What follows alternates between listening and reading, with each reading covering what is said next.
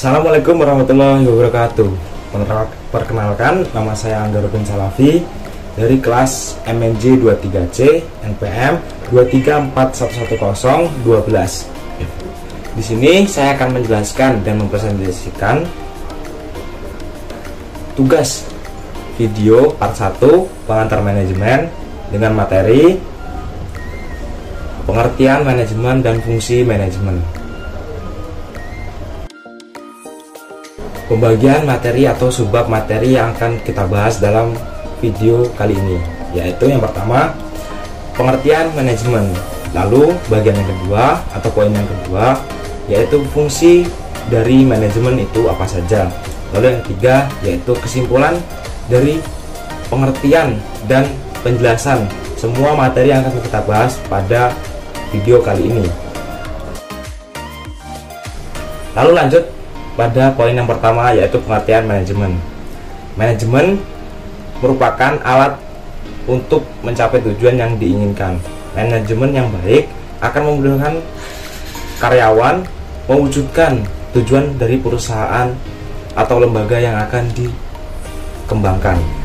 Menurut Samson dan Draft, manajemen adalah pencapaian tujuan organisasi secara aktif dan efisien melalui perencanaan, pengorganisasian, memimpin, dan mengendalikan sumber daya organisasi. Dengan adanya manajemen, daya guna dan hasil guna unsur-unsur manajemen akan dapat ditingkatkan. Manajemen yang baik adalah hasil olah pikiran dan karya manusia, sekalipun manusia didukung oleh peralatan dan keuangan yang memadai. Tetapi yang menentukan baik buruknya manajemen adalah cara berpikir dan bertindak kita sendiri. Lalu pada materi atau poin yang kedua yaitu fungsi-fungsi manajemen. Fungsi-fungsi manajemen terus bergerak sebagai manajer, bergerak dari satu tugas ke tugas yang lain, kesempatan dalam pekerjaannya. Terdapat 4 fungsi manajemen, yaitu yang pertama planning, yang kedua organizing, yang ketiga landing, yang keempat yaitu controlling. Yang pertama tadi adalah planning. Planning merupakan proses menetapkan tujuan, kinerja, dan menentukan tindakan apa yang harus diambil oleh kita untuk mencapai tujuan yang diinginkan. Melalui perencanaan, manajer mengidentifikasi hasil yang diinginkan untuk mencapai tujuannya. Jadi planning di sini artinya yaitu perencanaan. Lalu yang kedua fungsi daripada manajemen yaitu organizing. Organizing untuk menetapkan tugas, mengalokasikan sumber daya alam atau sumber daya manusia, dan mengkoordinasi kegiatan individu dan kelompok untuk mencapai rencana. Peorganisasian adalah bagaimana manajer mengubah cara perusahaan atau karyawan menjadi tindakan yang lebih efisien dalam pekerjaan, menugaskan personality yang bagus, dan mendukung mereka dengan teknologi dan sumber daya manusia yang memadai. Yang ketiga, fungsi manajemen yaitu landing.